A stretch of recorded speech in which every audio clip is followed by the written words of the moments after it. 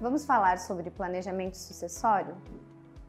Eu sei, é um assunto que a gente já tem conversado muito, mas a gente tem percebido bastante resistência ainda quando tocamos nesse assunto. A maioria dos empresários entende que quando falamos sobre planejamento sucessório, estamos falando de morte. E na verdade não é. A gente quer falar sobre a vida do negócio, a longevidade, a perpetuidade dos negócios, das fazendas, das famílias. Por isso a gente insiste, a comunicação sobre esse tema precisa ser clara. A gente precisa pôr abaixo todos os tabus que existem em torno desse assunto. Isso não sou eu que falo. Você sabe que o IBGE nos traz que 95% das empresas brasileiras são familiares?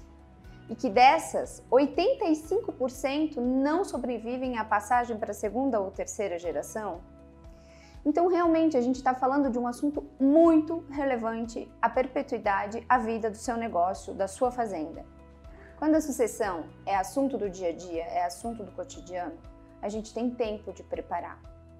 A gente tem tempo de estruturar um planejamento para que o seu negócio seja perpetuado. Quer ver outra vantagem da gente começar a falar com antecedência sobre sucessão? Quando a gente fala sobre sucessão, obrigatoriamente a gente está falando sobre o seu negócio. E quando a gente se depara com o seu negócio, a gente quer profissionalizá-lo, quer tornar a gestão mais otimizada possível. Por isso, além da gente aumentar a produtividade do seu negócio, a gente também consegue economia tributária. Porque quando a gente tem tempo de planejar, a gente não paga caro. E se tem uma coisa que aqui no Brasil é verdadeiro, que morrer custa muito caro. Então, se a gente tiver tempo de planejar, tiver tempo de organizar, a gente consegue escolher as melhores opções. Há um contraste muito grande nas famílias do agro, que a gente percebe na nossa rotina de trabalho. A gente tem aquelas fazendas, aquelas famílias que já estão mais ligadas à inovação, que o tech já adentrou porteira da fazenda, mas a nossa grande maioria são empresas familiares mais tradicionais, que têm mais resistência à mudança, mais resistência a implementar novos processos e, como consequência, mais resistência em ouvir falar sobre o seu próprio negócio. A nossa sugestão não é que isso aconteça de hoje para amanhã. Nenhum planejamento sucessório acontece do dia para a noite. A gente tem planejamentos que levam 5, 10, 15, 20 anos até serem implementados.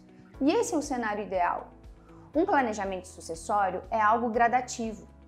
Ele não vai acontecer de repente. Então, qual seria o melhor momento para iniciar o planejamento sucessório, para se iniciar os assuntos de sucessão? Eu costumo dizer que é ontem. Se você ainda não fez, hoje é uma excelente oportunidade. Mas, na verdade, o planejamento sucessório, ele precisa ser pensado, elaborado quando não há necessidade do planejamento. Por quê? Porque aí há um engajamento da equipe, dos familiares, dos colaboradores, nas suas ideias, no propósito do negócio. E é isso que precisamos para ter um planejamento bem-sucedido, que todos estejam engajados com a ideia, que a gestão seja pensada a longo prazo. Por isso, hoje é uma excelente oportunidade para começar a se falar sobre planejamento sucessório. O ideal não é esperar um momento de dor, um momento de perda, um momento de doença para começar a tratar desse assunto. Todos devem estar nas melhores condições possíveis para lidar quando o momento difícil chegar. Por isso, quanto antes você puder começar a pensar e conversar sobre esse assunto, melhor.